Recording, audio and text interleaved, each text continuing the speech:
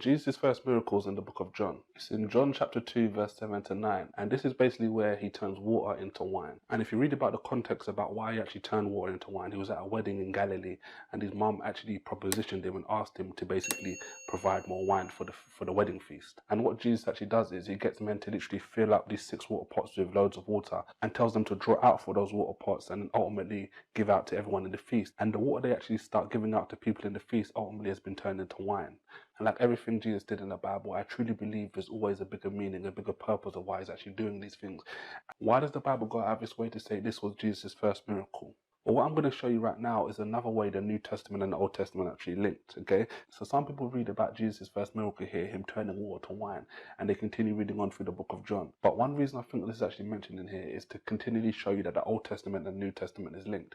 Now, there's one key insight we get about the water that Jesus turned to wine. We see here that in John chapter 2, the water that was actually turned into wine was known as the waters of purification. And it's an easy thing to walk over and miss, but this is actually alluding you back to the Old Testament. You see, loads of people read over this story and just say, yeah, Jesus turned water into wine. It was a great miracle to start his ministry with. But when you see the connection he's actually trying to make, you can see the connection when you go back to Numbers chapter 19 in the Old Testament. So that's the 4th book in the Old Testament, and it tells us about these waters of purification. You see, when you get to Numbers 19, I recommend you read the whole chapter for context. But I highlighted 2 particular verses that I think are very vital for what I'm basically talking about here. The first one is number 9 here, where the scriptures basically talks about what you're supposed to do is you're supposed to take these particular ashes and basically put them in some water. And these are basically known as the waters of purification, okay? And they basically purified you from sin. Now, another fascinating insight about this was for Israelites, and this was actually for sojourners as well, so for Jew and Gentile, okay? And the final thing I highlighted here from Numbers 19, but like I said, I recommend you read the whole chapter for context, is this chain of events meant that you would purify yourself on the 3rd day. Okay, and on the 7th day you'd only be clean. Now, how do we link this back to Jesus turning water to wine? Well, so when you think about what Jesus actually came here to do, Jesus basically came to save the whole world. Everyone that's basically dead in sin. We've all sinned, we've all fallen short of the glory of God, and we need someone to cleanse us in the sight of God and make us righteous and justified. So what's powerful about it, just to give you some additional context, what did Jesus do at the Last Supper? He basically broke some bread and basically gave his disciples wine. And what did he say the wine symbolized? He said, drink, this is my blood. Okay, for the New Testament, okay? So wine throughout the scripture, one of the connotations of wine through the scriptures is actually blood. And if you're following along with the theme, another way you can look at this is Jesus was basically turning the water into blood, okay, into wine, okay? Why is that significant?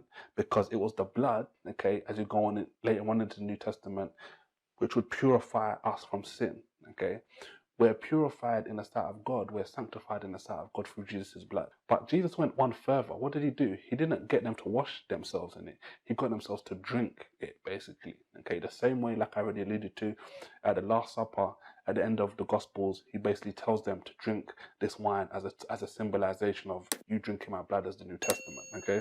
So now we get even more context, additional context into why Jesus actually turned water to wine, and why this was a powerful first miracle for him to do. And not only what he was alluding to, he was alluding people reading the New Testament back to the Old Testament, so you can continually see that the New Testament and the Old Testament are interwovenly linked, okay?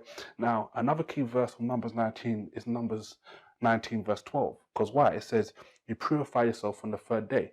If you go back to the start of John chapter 2, how does it start?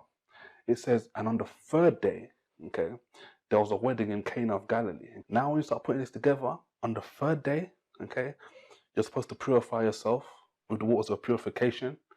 On the 3rd day, which was at the wedding feast, Jesus turned this water to wine. He used the waters of purification, which were waters that was you literally supposed to bathe yourself in or wash yourself in to literally cleanse yourself from sin.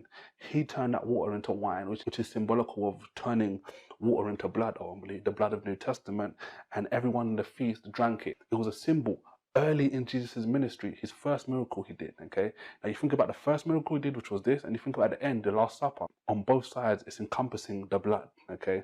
So at the beginning and at the end, you can see how the blood is supposed to be a purification of sin. So this is a really powerful event taken from the Gospel of John, okay? And it's just one more further link between the New Testament and the Old Testament. And if you want to find out something happens just a couple of sentences later, okay, then what I'm going to recommend you do is watch this video right here, okay? It's basically the next chapter in the book of John, and it's another key insight that Jesus reveals to us, which links back to the Old Testament, and you can continue to see the theme of the Old Testament and the New Testament being linked. Make sure you watch it now. Don't forget to subscribe to the channel. Thank you so much for watching this video, and I'll see you on the next one. Thanks and take care.